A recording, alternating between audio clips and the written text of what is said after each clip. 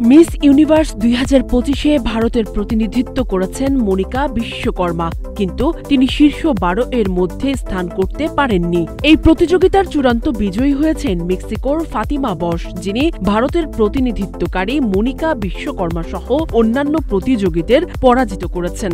Perfect ব্লেন্ডের fresh মশলা, ভালোবাসার স্বাদ অটুট থাক। মিস ইউনিভার্স 2025-এ ভারতের প্রতিনিধি মনিকা বিশ্বকর্মা এখন আলোচনার কেন্দ্রে। সৌন্দর্য প্রতিযোগিতার জগতে এই উদীয়মান তারকার যাত্রা দৃঢ় সংকল্প এবং প্রতিভাকেই প্রতিফলিত করে। যদিও তিনি থাইল্যান্ডে অনুষ্ঠিত বিশ্বব্যাপী প্রতিযোগিতায় শীর্ষ 30-এর বেশি এগোতে পারেননি, তার ক্যারিয়ারের গুরুত্বপূর্ণ দিকগুলি ইতোমধ্যেই তাকে ভারতের সৌন্দর্য এবং ফ্যাশন শিল্পে এক উল্লেখযোগ্য স্থান দিয়েছে। 2003 সালে রাজস্থানের শ্রীগঙ্গানগরে জন্ম।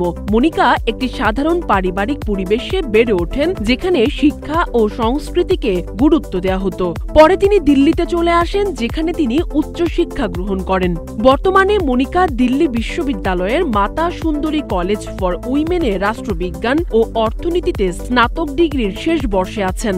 শিক্ষার পাশাপাশি শিল্পকলার প্রতিও রয়েছে তার অনুরাগ। তিনি একজন প্রশিক্ষিত ধ্রুপদী নৃত্যশিল্পী এবং একজন পুরস্কারপ্রাপ্ত চিত্রশিল্পী। মডেলিং এর বাইরেও তার প্রতিভা বহুমুখী। আঞ্চলিক সৌন্দর্য প্রতিযোগিতার মাধ্যমে মনিকার এই জগতে প্রবেশ। তিনি 2024 সালে মিস ইউনিভার্স রাজস্থানের মুকুট পান, যা তাকে জাতীয় স্তরে পরিচিত করে তোলে। 2025 সালের আগস্টে তিনি জয়পুরে মিস ইউনিভার্স ইন্ডিয়া 2025 খেতাব জিতে বিশ্বমঞ্চে ভারতের প্রতিনিধিত্ব করার অধিকার অর্জন করেন।